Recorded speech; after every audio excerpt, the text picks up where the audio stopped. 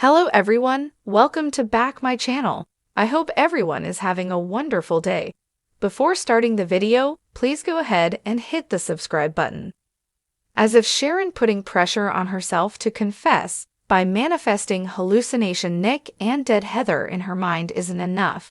The preview has Phyllis putting the psychological moves on her as well. Phyllis would know Sharon well enough to realize that whatever horrible thing she did in the throes of her mental health crisis, she'd still be wrestling with her conscience over it. What better way than get her to crack than to imply that she knows what she did, and that she has evidence?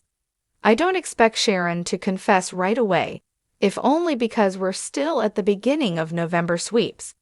There's almost certainly more torture to come before the truth comes out.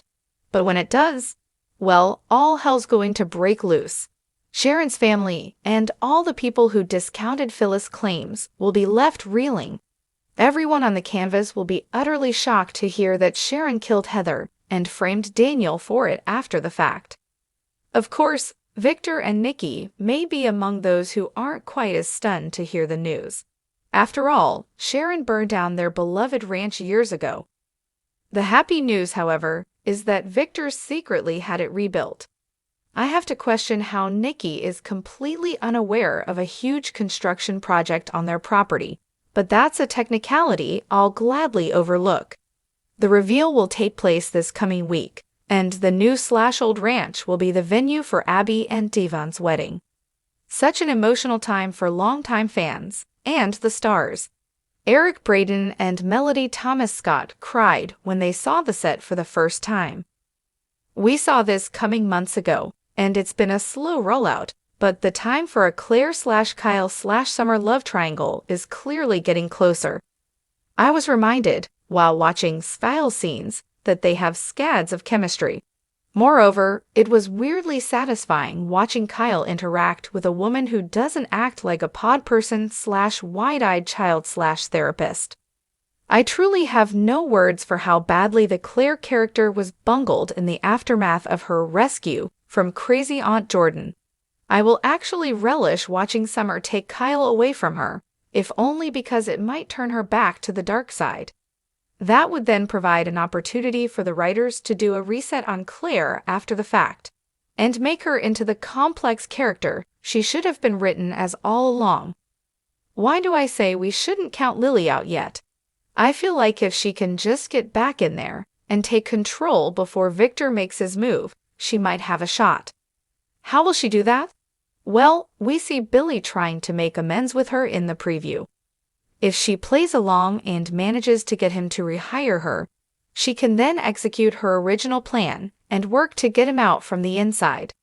If she can salvage the Odyssey 7 deal that she helped Victor to scuttle, she can probably get Jill on side. That said, Jill doesn't yet know that it was Lily who went to Victor and gave him that inside information to screw over Billy. That reveal would certainly not work in her favor.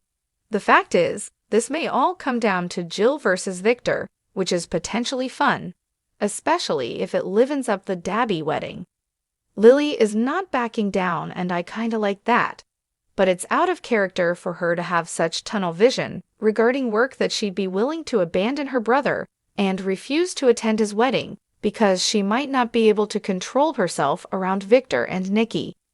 Having a character do and say completely unrealistic things to support a plot takes a viewer out of the moment. And Daniel may have left Lily for his ex and hurt her, but these two have history.